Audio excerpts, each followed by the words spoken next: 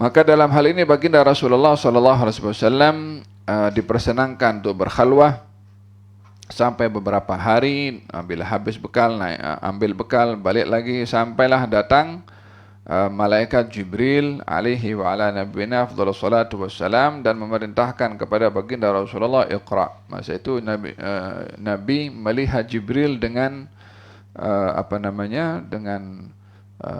dengan bentuk yang sebenarnya. Dikatakan katanya sayapnya itu memenuhi langit dan bumi, dan itu satu hal yang luar biasa disaksikan langsung oleh baginda Rasulullah SAW. Berinteraksinya dan alam manusia dengan alam malaikat. Dalam hal ini tidak mudah seseorang itu berinteraksi dengan alam yang berbeza. Tidak mudah manusia berinteraksi dengan alam yang berbeza. Itu dulu pernah ada satu orang kan namanya khurafat, masuk ke alam jin. Kemudian dia ketika balik ke alam jin, dia cerita tentang dunia di alam jin. Orang tak percaya semua, karena apa yang dilihat oleh khurafat, yang dia boleh masuk ke alam jin dan dia melihat apa yang ada di situ. Ketika diceritakan kepada manusia, manusia tak percaya. Dan manusia dan aduun alama jahilu, manusia ini akan bermusuh dengan apa yang ia tak tahu, sehingga yang dia tak tahu dinafikan. Interaksi manusia dengan alam yang berbeza menjadikan orang itu dalam keadaan gelisah, dalam keadaan takut, dalam keadaan berhadapan dengan sesuatu yang berat bagi dirinya.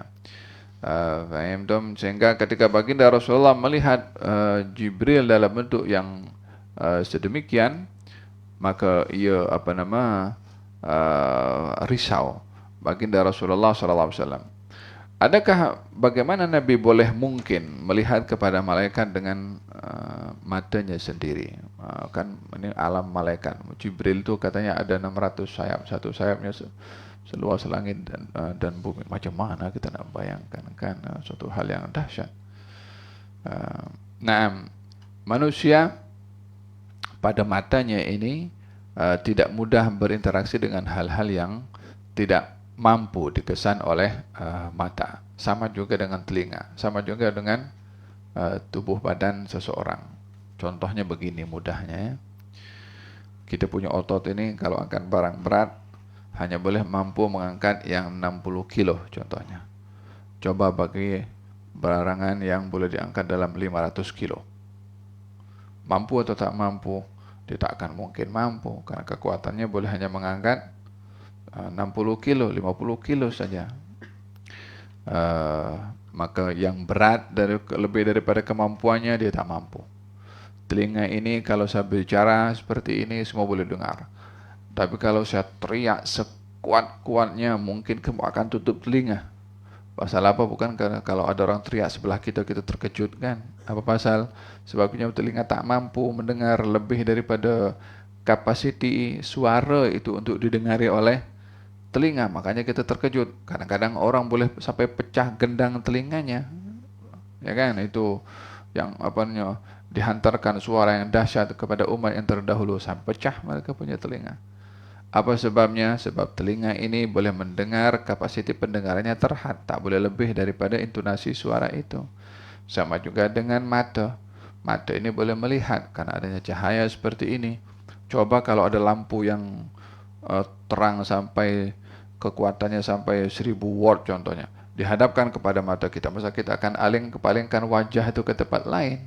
Pasal apa? Kita tak mampu bertatap dengan satu kekuatan cahaya yang lebih dahsyat daripada kemampuan mata untuk melihat. Sekarang kalau tengok lampu seperti ini, saya boleh lihat, saya boleh tengok semua. Coba lampunya yang kekuatannya tinggi dihadapkan kepada mata saya, maka kita akan berpaling seperti ini. Jangankan itu, kadang-kadang kalau kita drive tengok kilat dengan kuatnya kan, kita pun terpejam seperti itu. Apa sebabnya? Keterbatasan mata di dalam berhadapan dengan sesuatu yang ada di hadapan. Jadi apa yang ada pada tubuh badan ini ada limit pada kekuatan dan kemampuannya. Di antara limit yang ada pada manusia ini, manusia tidak boleh berhadapan dengan alam malaikat, tidak boleh berhadapan dengan alam jin, sebab ruang alam yang berbeza. Tapi Nabi kenapa boleh melihat kepada malaikat pada waktu itu?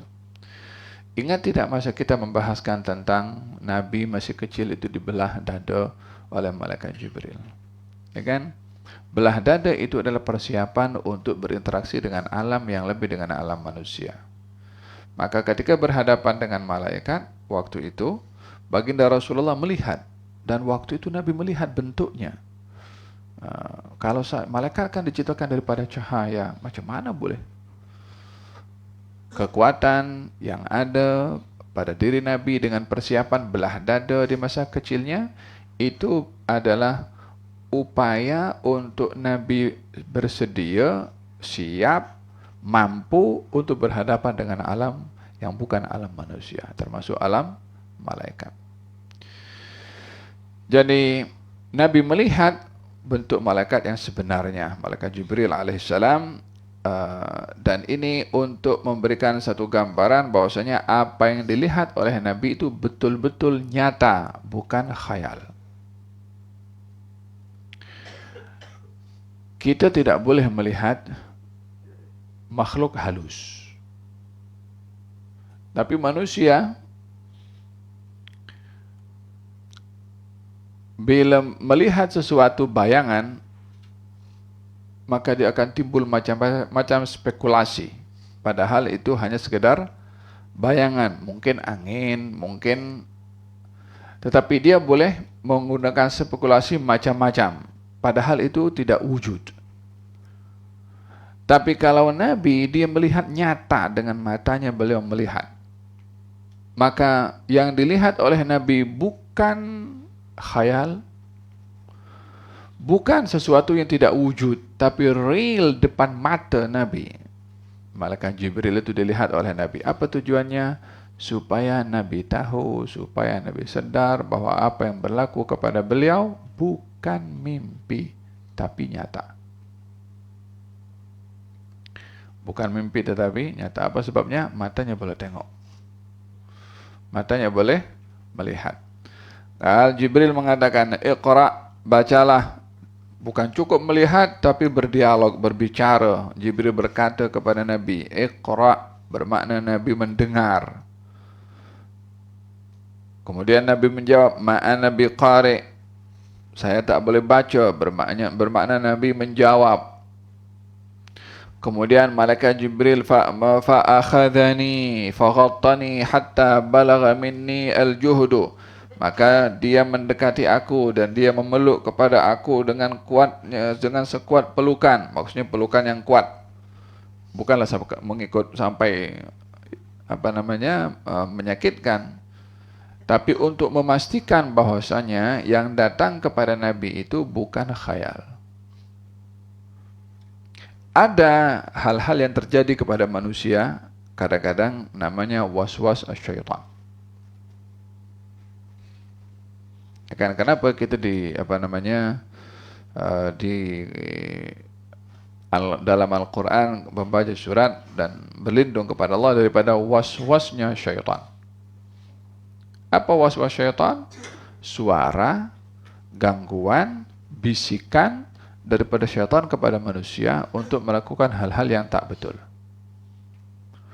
Namun diyakini oleh manusia seakan-akan itu ada suara. Ada suara dengar tuh. Suara, iya, suaranya syaitan kalau suaranya tak betul. Wafil hadits Nabi bersabda, syaitan bila mengganggu manusia, dia akan tanya kepada orang itu, siapa yang ciptakan ini? Itu bukan makhluk lah. Kita jawab, yang ciptakan adalah Allah. Siapa ciptakan bumi? Allah. Siapa ciptakan langit? Allah. Siapa ciptakan alam semesta? Allah. Lalu kalau begitu, siapa yang ciptakan Allah? Syaitan akan kacau. Demikian. Soalannya dulu dalam hati, siapa cipta ini? Siapa cipta ini? Siapa cipta ini? Sampai terbentuk dalam kita punya minda, berarti setiap yang ada, mesti ada yang mengadakan. Sebab bumi ada karena ada yang mengadakan. Langit ada karena ada yang mengadakan. Bulan pun begitu, alam pun begitu. Lalu siapa mengadakan? Allah. Berarti Allah itu ada. Iya. Lalu yang mengadakan Allah siapa?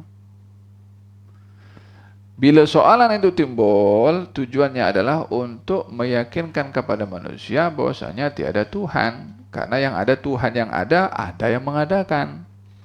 Kalau ada yang mengadakan berarti dia bukan Tuhan. Tujuan syaitan ingin mengganggu manusia. Dari apa? Was-was. Oleh sebab yang demikian, kita diperintahkan oleh Allah Subhanahu wa taala berlindung kepada Allah daripada was-was. Qul a'udzu birabbin nas, malikin nas, ilahin nas, min syarril waswasil khannas. Ya Allah, aku berlindung kepadamu daripada kejahatan waswas al-khannas, syaitan. Dikatakan khannas. Kenapa khannas? Karena dia sedang mengganggu manusia. Kalau manusia itu berzikir Allahu Akbar atau la haula wala quwwata illa billah, a'udzu billahi minasyaitonir rajim, khannas maksudnya dia akan cabut lari. Karena syaitan tidak boleh berhadapan dengan orang berzikir kepada Allah Subhanahu wa taala. Makanya dikatakan khannas. Al-khannas syaitan yang lari kalau mendengar zikrullah. Faham dong? Jadi ada tanda-tanda ketika Nabi menerima wahyu. Itu yang pertama, Nabi melihat dengan matanya supaya mengelak daripada gangguan ini mimpi, bukan mimpi real. Yang kedua, Nabi berdialog, maknanya Nabi dengar percakapan dan Nabi menjawab. Yang ketiga, Nabi dipeluk oleh malaikat Jibril untuk memastikan ini betul-betul nyata, ini bukan mimpi, ini bukan khayal. Itu beberapa tujuan kenapa itu berlaku kepada Rasulullah sallallahu alaihi wa ala alihi wasallam. Karena di dalam orang-orang yang ingin menanamkan keraguan-raguan di dalam Islam adalah mengatakan bahwasanya apa yang dibawa oleh Nabi Muhammad ini adalah hasil daripada dia punya pikiran. Hasil dia punya tafakkur, hasil inspirasinya. Tak ada itu wahyu, tak ada itu malaikat, tak ada. Itu yang dibawa oleh Muhammad itu adalah hasil pemikirannya sendiri. Sebab golongan orang-orang yang lebih cenderung untuk memerangi umat Islam melalui pemikirannya ingin memisahkan antara umat Islam dengan wahyu. Apa maksudnya memisahkan umat Islam daripada wahyu? Ya, supaya umat Islam tidak merasa memiliki akidah bertuhan. Karena yang menghubungkan manusia dengan Allah itu adalah keimanan itu. Keimanan itu berdasarkan dengan keyakinan. Keyakinan itu berdasarkan dengan wahyu yang meyakinkan bahwasanya ada Tuhan yang menciptakan segala-galanya. Daripada mana kita boleh tahu adanya Tuhan? Kan Nabi Muhammad yang bagi tahu. Daripada mana Nabi Muhammad bagi tahu? Daripada wahyu disampaikan oleh Jibril. Jadi mereka yang tidak mahu beriman kepada Islam berusaha ingin menghancurkan Islam melalui menanamkan keraguan-raguan bahwasanya yang dibawa oleh Nabi tak ada kaitan dengan wahyu, tapi itu adalah buah akal fikiran Nabi. Kita sebagai umat Islam berkeyakinan bahwasanya Nabi adalah manusia yang dipilih oleh Allah untuk menerima wahyu untuk disampaikan kepada kita. Yang menghubungkan kita dengan Allah adalah Nabi yang membawa risalah dari Allah Subhanahu wa taala. Bagaimana kita mengetahui bahwasanya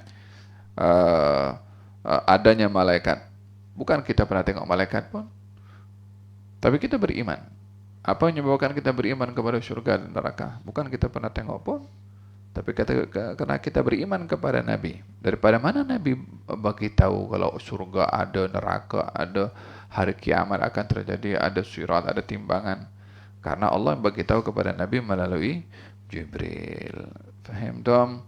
Jadi menghubungkan kita dengan kepercayaan kepada Allah dan apa khabar-khabar yang gaib kita yakin dan kita percaya, wasilahnya adalah Nabi yang menerima wahyu dari Allah.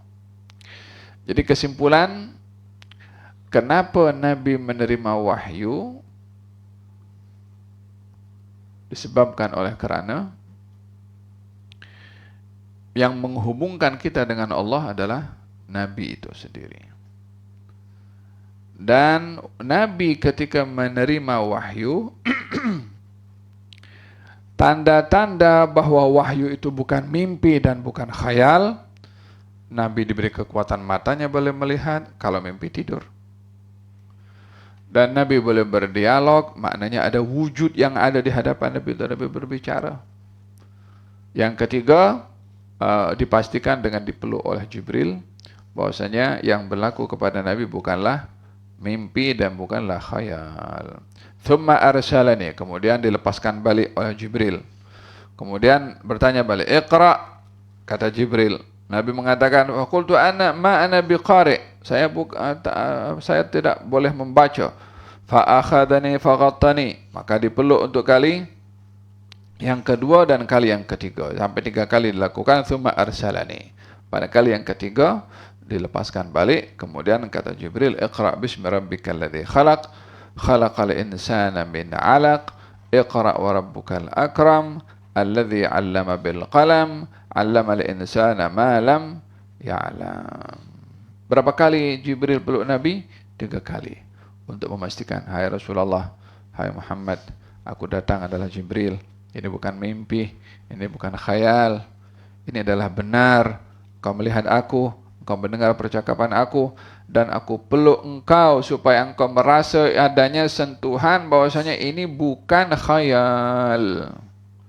Itu tujuan kenapa Jibril memeluk baginda Rasulullah sallallahu alaihi wasallam, supaya Nabi rasa. Itu dulu ada satu orang tu kan, dia tidur. Dalam tidurnya dia melihat sesuatu yang bergerak di hadapannya. Saat dia sedang tidur, kemudian dia buka mata. Kemudian dia melihat sesuatu yang bergerak. Masa dia sesuatu mulai bergerak, dia terfikir dalam dirinya, saya ini mimpi atau saya ini tidur? Saya ini mimpi atau saya ini jaga? Apa dia buat? Dicubit kakinya dengan sekuat-kuatnya. Ketika dicubit, dia terasa. Kalau dia terasa, dia tidur atau bangun? Dia bangun. Kalau dia tidur, macam mana orang tidur, mana terasa? Makanya ternyata sesuatu yang bergerak itu adalah, ialah mungkin ada benda yang menggerakkan, atau ada orang yang menggerakkan sesuatu, sehingga dia hanya melihat sesuatu yang bergerak, tapi tidak melihat siapa yang menggerakkan.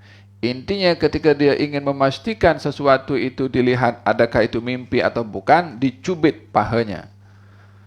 Ketika dicubit, terasa, menyatakan dia berada dalam keadaan jaga, bukan dalam keadaan tidur. Apa sebabnya?